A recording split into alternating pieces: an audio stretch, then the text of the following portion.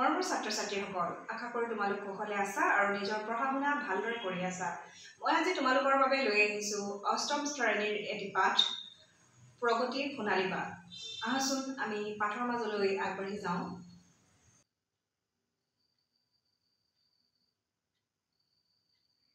ছাত্ৰ-ছাত্ৰীসকল, প্ৰগতিৰ সোণালী বাট নামৰ পাঠটিত আমাকনো কি জনাব বিচাৰিছে সেই বিষয়ে আমি পাঠটোৰ মাজলৈ গৈ জানি লওঁ আহাচোন। প্ৰগতিৰ সোণালী বাট। দেশ এখনক সামগ্ৰিকভাৱে উন্নতিৰ পথলৈ আগবঢ়াই নিয়াত নাৰী আৰু পুৰুষৰ অৱদান কোনোৱে নুই কৰিব নোৱাৰে। যিহেতু স্বাৱলম্বনেই হৈছে প্ৰকৃত উন্নতিৰ মূল কথা, সেয়েহে দেশক উন্নতিৰ পথত আগুৱাই নিবলৈ প্ৰতিগৰাকী নাৰী বা পুৰুষ সকলো দিশতে স্বাৱলম্বী হোৱাটো প্ৰয়োজন। আজিৰ পৰিপ্ৰেক্ষিতত নাৰীয়ে কৰিব নোৱাৰা কাম নাই। নাৰীৰ কৰ্মদক্ষতাৰ বিষয়ে ইংগিত দিবলৈ পাঠটোত প্ৰয়াস কৰা হৈছে। আমাক ইয়াত কি কোৱা হৈছে যে এখন দেশক উন্নতিৰ পথত আগুৱাই নিবলৈ হ'লে পুৰুষেই হওক বা নাৰীয়ে হওক সকলোৱে স্বাৱলম্বী হ'ব লাগিব। আৰু পাঠটিত নাৰীয়েনো কেনেকৈ স্বাৱলম্বী হ'ব পাৰে বা নাৰীৰ কৰ্মদক্ষতাৰ বিষয়ে জনাব বিচাৰিছে। হাইস্কুলৰ প্ৰকাণ্ড খেলপথাৰখন লোকে লোকাৰণ্য। চাৰিওফালে দলদোপ হেন্দোলদোপ। ল'ৰা-ছোৱালী, ডেকা-ডেকেৰী, বুঢ়া-বুঢ়ীৰ এক অভূতপূৰ্ব সমাগম। ইয়াত আমাক এখন ফিল্ডৰ কথা কোৱা হৈছে বা খেলপথাৰৰ কথা কোৱা হৈছে, হাইস্কুলৰ যিখন প্ৰকাণ্ড বা ডাঙৰ খেলপথাৰ। তাত লোকে লোকাৰণ্য বুলি কোৱা হৈছে। বহুত মানুহৰ সমাগম হৈছে। চাৰিওফালে দলদোপ হেন্দোলদোপ। ল'ৰা-ছোৱালী, ডেকা-ডেকেৰী, বুঢ়া-বুঢ়ী সকলোৰে অভূতপূৰ্ব সমাগম হৈছে। মহিলাসকলেই সংখ্যাগৰিষ্ঠ, মানে মহিলাসকলেই বেছিকৈ আছে। কাৰণ স্বাভাৱিক, অঞ্চলটোৰ মহিলাসকলে আত্মসহায়ক গোটৰ প্ৰদৰ্শনী এখন পাতিছে। এতিয়া ছাত্ৰ-ছাত্ৰীসকল, তোমালোকে আত্মসহায়ক গোট মানে নিশ্চয় বুজি পোৱা। কেইবাগৰাকীও মহিলা গোট খাই তেওঁলোকে এটি গোট গঠন কৰে আৰু সেই গোটটোৰ প্ৰত্যেকগৰাকী মহিলাই কাম কৰি নিজৰ প্ৰতিভা অনুসৰি কাম কৰি তেওঁলোকে এটা পুঁজি গঠন কৰে আৰু সেই পুঁজিৰ পৰা সেই গোটটোৰ কোনোবা অভাৱী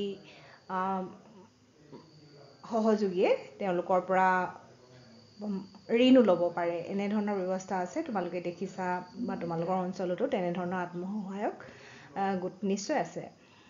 তেওঁলোকে কি কৰিছে, আত্মসহায়ক গোটৰ মহিলাসকলে কি পাতিছে, এখন প্ৰদৰ্শনীৰ আয়োজন কৰিছে। গোটৰ সদস্যসকলৰ ব্যস্ততাৰ সীমা নাই। নিজৰ উৎপাদিত সামগ্ৰীৰে নিজ নিজ বিপণীসমূহ কেনেকৈ আকৰ্ষণীয় কৰি তুলিব তাৰেই চিন্তাত তেওঁলোক মগ্ন। তেওঁলোকে বিভিন্ন সামগ্ৰীবিলাক কেনেকৈ বিকিব, বিপণী মানে দোকানত কেনেকৈ বিকিব আৰু দোকানবিলাক কেনেকৈ সুন্দৰকৈ সজাই তুলিব সেই কথাটো তেওঁলোকে চিন্তিত হৈছে। বিধে বিধে খাদ্য, লাড়ু, পিঠা, আচাৰ, পাপৰ, কাহুদি, খৰিচা, খাৰলি আদিৰ উপৰি হাতে সজা বেগ, পুতলা, মমবাতি, বাঁহ-বেতৰ সামগ্ৰী, নিত্য ব্যৱহাৰ্য ভিন ভিন বস্তুৰে প্ৰদৰ্শনী ঠাহ খাই পৰিছে। আৰু তেওঁলোকে বিধে বিধে খাদ্য প্ৰস্তুত কৰিছে আৰু লগতে তেওঁলোকে হাতে সজা বেগ, পুতলা, মমবাতি, বাঁহ-বেতৰ সামগ্ৰীও তৈয়াৰ কৰিছে। আৰু যিবিলাক দৈনন্দিন আমি ব্যৱহাৰ কৰা সামগ্ৰী, সেইবিলাক বস্তু প্ৰদৰ্শনীত ঠাহ খাই আছে বুলি কৈছে। এখন বিপণীত কেইগৰাকীমান মহিলাই এৰী সূতা কাটিছে। এচুকত মানুহৰ ভিৰ। তাত এৰী পলু পোহাৰ পদ্ধতি প্ৰদৰ্শন কৰা হৈছে। লগে লগে এগৰাকী মহিলাই সেই সম্পৰ্কে ব্যাখ্যাও কৰিছে। ছাত্ৰ-ছাত্ৰীসকল, তোমালোকে নিশ্চয় এৰী সূতাৰ বিষয়ে জানা। আমি এৰী সূতাৰ পৰা এৰী চাদৰ তৈয়াৰ কৰোঁ। এখন দোকানত কি কৰিছে, কেইগৰাকীমান মহিলাই এৰী সূতা কাটি আছে, মানে সেইটো প্ৰদৰ্শনীত দেখুওৱা হৈছে। এচুকত মানুহৰ বহুত ভিৰ হৈছে আৰু তাতে এৰী পলু পোহাৰ যিটো পদ্ধতি, সেই পদ্ধতিটো দেখুৱাই দিয়া হৈছে। আৰু লগে লগে এগৰাকী মহিলাই সেই সম্পৰ্কে ব্যাখ্যা কৰি গৈছে। কাষতে তাঁতশালত আন এগৰাকীয়ে এৰী চাদৰত বাৰে-বৰণীয়া সূতাৰে বুটা বাচিছে আৰু কাষতে কেনেকৈ তাঁতশালখনত এৰী চাদৰ বয় বা বুটা বচা, এৰী চাদৰত কেনেকৈ ফুল তোলা হয় সেইটো দেখুৱাই দিছে। কাম কৰি থকা মহিলাসকলৰ দেহত অফুৰন্ত শক্তি, উৎফুল্লিত মুখবোৰত আত্মবিশ্বাসৰ ভাৱ, আৰু তেওঁলোকে যি কাম কৰিছে সেই কাম অতি উৎফুল্লিত মনেৰে কৰিছে, তেওঁলোকে ফূৰ্তিৰে কৰিছে, আৰু তেওঁলোকক দেখা গৈছে যে তেওঁলোকে অফুৰন্ত শক্তিৰ অধিকাৰী হৈছে বা তেওঁলোকৰ মনত যি আত্মবিশ্বাস সেই ভাৱটো ফুটি উঠিছে। অঞ্চলটোৰ মহিলাসকলে কম দিনৰ ভিতৰতে একোটা সৰু গোটত ভাগ হৈ ভালেমান ক্ষুদ্ৰ উদ্যোগ গঢ়ি তুলিছে। এতিয়া তোমালোকে গাঁৱে ভূঞে দেখিবলৈ পাইছাই চাগে যে আত্মসহায়ক গোটবিলাকে কিদৰে ক্ষুদ্ৰ উদ্যোগবিলাক গঢ়ি তুলিব পাৰিছে আৰু তেওঁলোকে নিজে স্বাৱলম্বী হ'ব পাৰিছে, আৰু সেইবোৰকে কি কোৱা হৈছে? আত্মসহায়ক গোট। স্থানীয় সহজলভ্য সম্পদবিলাকক লৈ এই গোটবোৰে অতি সহজ সৰল পদ্ধতিৰে নানা আকৰ্ষণীয় সামগ্ৰী উৎপাদন কৰে আৰু সুলভ মূল্যৰ বিনিময়ত গ্ৰাহকৰ চাহিদা পূৰ কৰে। এতিয়া দেখিছানে গোটবোৰে কি কৰে? অতি সহজ সৰল পদ্ধতিৰে কি কৰে? নানা আকৰ্ষণীয় সামগ্ৰীবিলাক উৎপাদন কৰে আৰু সুলভ মূল্যত তেওঁলোকে গ্ৰাহকক বিক্ৰী কৰে সেইবিলাক। এনেকৈ দুখীয়া পৰিয়ালৰ কিছু মহিলা আৰ্থিক দিশত টনকিয়াল হৈ স্বাৱলম্বী হোৱাৰ পথত আগবাঢ়িছে। দূৰ দূৰণিৰ পৰা আহি সমবেত হোৱা ক্ৰেতা আৰু দৰ্শক মণ্ডলী প্ৰদৰ্শনীৰ প্ৰশংসাত পঞ্চমুখ। এতিয়া তোমালোকে জানাই যে প্ৰদৰ্শনীবিলাকত বহু দূৰৰ পৰা মানুহ আহে আৰু সকলোৱে আহি কি কৰিছে? তেওঁলোকৰ ভিতৰতে ক্ৰেতা আছে যিবিলাক মানে যি কিনে তেওঁলোকে ক্ৰেতা বুলি কোৱা হয়, আৰু যিবিলাকে চাই তেওঁলোকক দৰ্শক বুলি কোৱা হয়। আৰু দৰ্শক মণ্ডলীয়ে কি কৰিছে? মানে সকলোৱে চাইছে, প্ৰদৰ্শনীখনৰ প্ৰশংসা কৰিছে। তেওঁলোকো মহিলাসকলৰ সমানে উৎসাহী। চাকৰি বিচাৰি হাবাথুৰি খোৱাসকলৰ মুখত আশাৰ ৰেঙনি। নিবনুৱা জীৱন যাপন কৰা যুৱক যুৱতীসকলে যেন নতুন পথৰহে সন্ধান পাইছে। এতিয়া তেওঁলোকে কি কৰিছে? চাকৰিমুখী নহয়, নিজেই স্বাৱলম্বী হ'বলৈ যত্ন কৰিছে, আৰু সেইকাৰণে তেওঁলোকে এক নতুন আশাৰ ৰেঙনি দেখিবলৈ পাইছে, আৰু নিবনুৱাসকলেও স্বাৱলম্বী হ'ব পাৰিছে, এক নতুন পথৰ সন্ধান তেওঁলোকে পাইছে। এনে উৎসাহৰ কাৰণো আছে বুলি কৈছে যে বুৰঞ্জীৰ পাত মেলিলেই প্ৰাচীন ভাৰতীয় সমাজত নাৰীৰ ক্ষমতা আৰু শক্তিৰ বহুতো নিদৰ্শন পোৱা যায়। ছাত্ৰ ছাত্ৰীসকল, তোমালোকে নিশ্চয় বুৰঞ্জী পঢ়িছা, আৰু বুৰঞ্জীত বহু নাৰীৰ কথাও তোমালোকে পাইছা যিসকলে নিজেই ক্ষমতাশালী আছিল বা নিজ শক্তিৰ প্ৰদৰ্শন কৰি ইতিহাসত উজ্জ্বল হ'বলৈ যত্ন কৰিছিল বা উজ্জ্বল হৈছিল। শিক্ষা, সাহিত্য, ৰাজনীতি আদিৰ ক্ষেত্ৰত সীমিতভাৱে হ'লেও নাৰীয়ে যথাযোগ্য স্থান লাভ কৰি যথেষ্ট অৱদান আগবঢ়াইছিল। সকলো দিশতে, শিক্ষা হওক বা সাহিত্যই হওক, ৰাজনীতিয়ে হওক। গাৰ্গী, মৈত্ৰেয়ীৰ নিচিনা প্ৰচুৰ জ্ঞানৰ অধিকাৰিণী মহিলাই ধৰ্ম আলোচনা, সভা সমিতি আদিত পুৰুষৰ সমানেই অংশগ্ৰহণ কৰাৰ কথা ইতিহাসে ৰিঙিয়াই কয়। এতিয়া গাৰ্গী, মৈত্ৰেয়ী যি আছিল প্ৰাচীন কালৰ মহিলা, তেওঁলোকে বুৰঞ্জীত নিজৰ নাম ৰাখি থৈ যাবলৈ সক্ষম হৈছে, আৰু পুৰুষৰ সমানেই তেওঁলোকে বিভিন্ন সভা সমিতি বা ধৰ্মীয় আলোচনাত ভাগ লৈছিল বুলি ইতিহাসে আমাক কয়। কিন্তু এইবোৰ ভাৰতৰ নাৰী সমাজৰ সুদীৰ্ঘ ইতিহাসত এক জিলিঙনিহে মাথোন। বিভিন্ন কাৰণত নাৰী সমাজলৈ ধীৰ গতিত অমানিশাৰ অন্ধকাৰ নামি আহিল, আৰু এটা সময়ত তেওঁলোকৰ কাম কাজ ঘৰৰ চাৰিবেৰৰ মাজত সীমাবদ্ধ হৈ পৰিল। এটা সময়ত যদিও নাৰীসকল ওলাই আহিছিল, কিন্তু খুব কম নাৰীহে সেই সময়ত ওলাই আহিব পাৰিছিল, বা বিভিন্ন কাৰণত নাৰী সমাজলৈ কি হৈছিল? মানে লাহে লাহে অমানিশাৰ আন্ধাৰ নামি আহিছিল বুলি কৈছে। মানে নাৰীসকল ঘৰৰ পৰা ওলাই যাব পৰা নাছিল, আৰু তেওঁলোকে ঘৰুৱা কাম কাজতেই ঘৰৰ চাৰিবেৰৰ মাজতে আবদ্ধ হৈ থাকিবলগীয়া হৈছিল। মহাত্মা গান্ধীয়ে প্ৰাক স্বাধীন কালতেই, মানে স্বাধীনতাৰ আগৰ কথা কৈছে, যে নাৰীক অৰ্থনৈতিকভাৱে স্বাৱলম্বী কৰাৰ কথা চিন্তা কৰিছিল। মহাত্মা গান্ধীৰ নাম তোমালোকে নিশ্চয় শুনিছা। তেওঁ আমাৰ বাপুজী বুলি কওঁ। খাদী উদ্যোগেই আছিল এই ক্ষেত্ৰত গান্ধীজীৰ প্ৰথম পদক্ষেপ। তেওঁ গংগাবেন মজুমদাৰ নামৰ এগৰাকী বিধৱা মহিলাৰ দ্বাৰা গুজৰাটৰ সবৰমতী আশ্ৰমত খাদী কাপোৰ উৎপাদনৰ পাতনি মেলিছিল। তেওঁ কি কৰিছিল? গংগাবেন মজুমদাৰ নামৰ এগৰাকী বিধৱা মহিলাৰ দ্বাৰা গুজৰাটৰ তেওঁ যি সবৰমতী আশ্ৰম আছিল তাতে খাদী কাপোৰ উৎপাদনৰ আৰম্ভণি কৰিছিল। অসমীয়া মহিলাসকল এই দিশত যথেষ্ট আগৰণুৱা। মহাত্মা গান্ধীয়ে এবাৰ অসমলৈ আহোঁতে অসমীয়া শিপিনীয়ে বোৱা কাপোৰ দেখি স্তম্ভিত হৈ মন্তব্য কৰিছিল, অসমীয়া শিপিনীয়ে কাপোৰত সপোন ৰচিব পাৰে। ছাত্ৰ ছাত্ৰীসকল দেখিলানে, আমাৰ অসমীয়া মহিলাসকল এই ক্ষেত্ৰত যথেষ্ট আগ্ৰহী হৈ আছিল বুলি কোৱা হৈছে। আৰু মহাত্মা গান্ধীয়ে এইকাৰণে এটা সুন্দৰ মন্তব্য আমাৰ অসমীয়া মহিলাৰ ক্ষেত্ৰত আগবঢ়াই গৈছে। বৰ্তমান বয়ন শিল্পই কুটিৰ শিল্প হিচাপে সমগ্ৰ উত্তৰ পূৰ্বাঞ্চলত এক উল্লেখযোগ্য স্থান দখল কৰিছে। পূৰ্বতে মহিলাসকলে কেৱল পৰিয়ালৰ চাহিদা পূৰাবলৈহে কাপোৰ বৈছিল। এতিয়া এই শিল্পই সমবায় ভিত্তিত আন্তৰ্জাতিক বজাৰো দখল কৰিছে। আধুনিক প্ৰযুক্তি কৌশল, উন্নতমানৰ যন্ত্ৰপাতিৰ ব্যৱহাৰে অতি কম সময়ৰ ভিতৰতে অধিক উৎপাদন সম্ভৱ কৰি তুলিছে। আজিৰ মহিলাই মৰ্মে উপলব্ধি কৰিছে যে কামৰ সৰু বৰ নাই। এতিয়া ছাত্ৰ ছাত্ৰীসকল দেখিছানে, আমাৰ বৰ্তমান সময়ত বিশেষকৈ আমি অসমৰ কথাই ক'ব পাৰোঁ, বয়ন শিল্পই বহুত উন্নতি লাভ কৰিছে। আমি শুৱালকুছিৰ কথা জানো, আমাৰ শুৱালকুছিত পাট কাপোৰৰ যি উদ্যোগ গঢ়ি তোলা হৈছে, তাৰ দ্বাৰাও বহু মহিলা স্বাৱলম্বী হৈছে আৰু বহুত ঠাইত বা অসমৰ বিভিন্ন অঞ্চলত বয়ন শিল্পৰ বহুত উন্নতি হোৱা আমি দেখিবলৈ পাইছোঁ।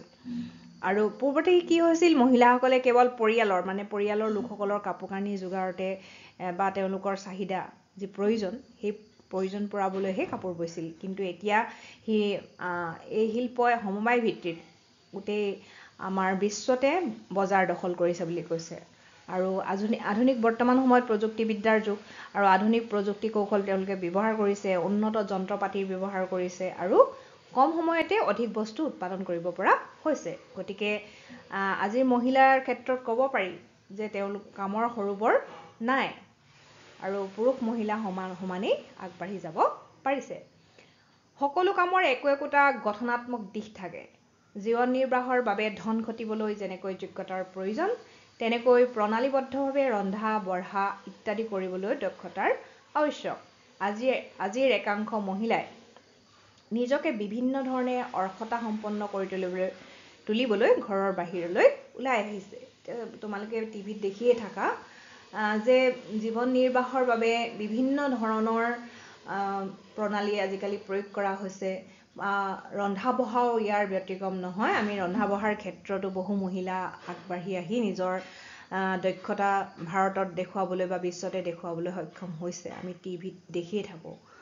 সেইকাৰণে কৈছে যে একাংশ মহিলাই নিজকে বিভিন্ন ধৰণে অৰ্হতা সম্পন্ন কৰি তুলিব পাৰিছে আৰু আন একাংশই কি কৰিছে, আকৌ ঘৰখনৰ সকলো কাম নিজ হাতে কৰি ধন ৰাহি কৰিছে। ইও এক প্ৰকাৰ স্বাৱলম্বনী। এই কথাটো আমি মন কৰিবলগীয়া কথা যে একাংশ মহিলাই কি কৰিছে, নিজৰ ঘৰখন ধুনীয়াকৈ ৰাখি বা নিজৰ ঘৰৰ কামখিনি নিজেই কৰিছে আৰু নিজৰ ধনখিনি তেনেদৰেই ৰাহি কৰিছে। সৰোজিনী নাইডু, এনি বেছাণ্ট, কল্পনা চাওলা, পুনিতা অৰোৰা, কিৰণ বেদী, মেধা পাটেকাৰ আদিৰ দৰে মহিলাই নিজ নিজ কৰ্মক্ষেত্ৰত দক্ষতাৰে কাম কৰি দেশৰ প্ৰগতিত বৰঙণি যোগাইছে। ছাত্ৰ ছাত্ৰীসকল, তোমালোকে এইসকল মহিলাৰ কথা নিশ্চয় শুনিছা। এওঁলোকে নিজ নিজ কৰ্মক্ষেত্ৰত দক্ষতাৰে আগবাঢ়ি গৈছে আৰু সেইকাৰণে মহিলা যে পুৰুষৰ সমানেই আগৰণুৱা বা পুৰুষতকৈ কোনো গুণে কম নহয়, সেই কথাটো প্ৰতিপন্ন কৰিছে। নাৰীক স্বাৱলম্বী কৰি গঢ়ি তুলিবলৈ আৰু তেওঁলোকৰ অন্তৰৰ সুপ্ত প্ৰতিভা বিকশিত কৰিবলৈ নাৰীসকলক সামাজিক স্বীকৃতি আৰু সকলোৰে সহযোগিতা। সুপ্ত প্ৰতিভা বিকশিত কৰিবলৈ নাৰীসকলক লাগিব সামাজিক স্বীকৃতি আৰু সকলোৰে সহযোগিতা। ইয়াত কি কৈছে যে নাৰীৰ যি অন্তৰত যি প্ৰতিভা আছে, সেই তাত মানে অন্তৰৰ ভিতৰত যি লুকাই থকা প্ৰতিভা আছে, আৰু নাৰীক স্বাৱলম্বী কৰিবলৈ হ'লে কি কৰিব লাগিব, বা তেওঁলোকৰ সুপ্ত প্ৰতিভাসমূহ বিকশিত কৰিবলৈ নাৰীসকলক কি লাগিব, সামাজিক স্বীকৃতি লাগিব আৰু সকলোৰে সহযোগিতাও লাগিব। সেই উদ্দেশ্যে 2001 চনটো আন্তৰ্জাতিক নাৰী সবলীকৰণ আৰু সমমৰ্যাদাৰ বৰ্ষ হিচাপে ঘোষণা কৰা হৈছিল। ভাৰত চৰকাৰেও নাৰী সবলীকৰণৰ বিভিন্ন আঁচনি হাতত লৈ নাৰীৰ হকে বিশেষভাৱে কাম কৰাৰ কিছুমান প্ৰতিষ্ঠান গঢ়ি তুলিছে। এতিয়া কি কৰিছে, নাৰীৰ সবলীকৰণৰ বিভিন্ন আঁচনি হাতত লৈছে, চৰকাৰেও লৈছে, ভাৰত চৰকাৰে বা সেই ক্ষেত্ৰত আমাৰ অসম চৰকাৰো পিছ পৰি থকা নাই আৰু নাৰীৰ হকে বহু কাম হাতত লৈছে বা কিছুমান প্ৰতিষ্ঠানো গঢ়ি তুলিছে সেইবোৰৰ ভিতৰত উত্তৰ পূব উন্নয়ন আৰু বিত্তীয় নিগম কেন্দ্ৰীয় সমাজ কল্যাণ পৰিষদ ৰাষ্ট্ৰীয় মহিলা আয়োগ আদিয়ে প্ৰধান তোমালোকে এই অনুষ্ঠানবিলাকৰ বিষয়ে বিতংভাৱে জানিবলৈ যত্ন কৰিবা এই সংস্থাসমূহে নাৰীৰ শিক্ষা বৃত্তিমূলক প্ৰশিক্ষণ আৰ্থ-সামাজিক উন্নয়নৰ আঁচনি আৰু নাৰীৰ অধিকাৰৰ প্ৰতি চকু ৰাখে তেওঁলোকে এই ক্ষেত্ৰত কি কৰিছে নাৰীৰ শিক্ষাত যি বৃত্তিমূলক প্ৰশিক্ষণ দিয়াৰ ব্যৱস্থা কৰিছে বা আৰ্থ-সামাজিক উন্নয়নৰ আঁচনি গ্ৰহণ কৰিছে আৰু নাৰীৰ নাৰীক মানে উচিত অধিকাৰ প্ৰদানৰ ক্ষেত্ৰতো বিশেষভাৱে গুৰুত্ব দিছে ইন্দিৰা মহিলা যোজনাই জিলা আৰু নিম্ন পৰ্যায়ৰ গোটসমূহক শক্তি প্ৰদান কৰি জীৱন্ত কৰি তুলিছে এই যোজনাই মহিলাসকলক চৰকাৰে আগবঢ়োৱা ঋণ আৰু অন্যান্য সা-সুবিধাসমূহ গ্ৰহণ কৰি সেইবোৰৰ উপযুক্ত ব্যৱহাৰৰ বাবে পৰামৰ্শ আগবঢ়ায় এতিয়া ইন্দিৰা মহিলা যোজনাই কি কৰিছে জিলা আৰু নিম্ন পৰ্যায়ৰ সকলো গোটকে কি কৰিছে জীৱন্ত কৰি তুলিছে বুলি কৈছে তেওঁলোকক শক্তি দিছে এই যোজনাই মহিলাসকলক চৰকাৰে আগবঢ়োৱা ঋণ আৰু অন্যান্য সুবিধাসমূহ গ্ৰহণ কৰি সেইবোৰৰ উপযুক্ত ব্যৱহাৰ কেনেকৈ কৰিব লাগিব সেই বিষয়ে পৰামৰ্শ আগবঢ়াই আহিছে এনে সুবিধা গ্ৰহণ কৰি অসমৰ চুকে কোণে অনেক আত্মসহায়ক গোট গঢ়ি উঠিছে আৰু মহিলাসকলৰ মাজত স্বাৱলম্বনৰ এক অভূতপূৰ্ব জাগৰণৰ সৃষ্টি কৰিছে এতিয়া বৰ্তমান সময়ত দেখা গৈছে যে অসমৰ চুকে কোণে অনেক আত্মসহায়ক গোট আছে আৰু গঢ় লৈ উঠিছে গোট আৰু মহিলাসকলে নিজকে স্বাৱলম্বী কৰি তুলিবলৈ সক্ষম হৈছে চৰকাৰে আগবঢ়োৱা সা-সুবিধা গ্ৰহণ কৰাৰ লগতে মহিলাসকলে মনস্তাত্ত্বিক বাধা আঁতৰাই নিজৰ যোগ্যতা সম্পৰ্কে আত্মসচেতন হোৱাটোৱেই তেওঁলোকৰ প্ৰাথমিক কৰ্তব্য এতিয়া কি কৈছে চৰকাৰে যিবিলাক সা-সুবিধা আগবঢ়াইছে মহিলাসকলে নিজৰ মনস্তাত্ত্বিক বাধা মানে ঘৰখনত যি বাধা পায়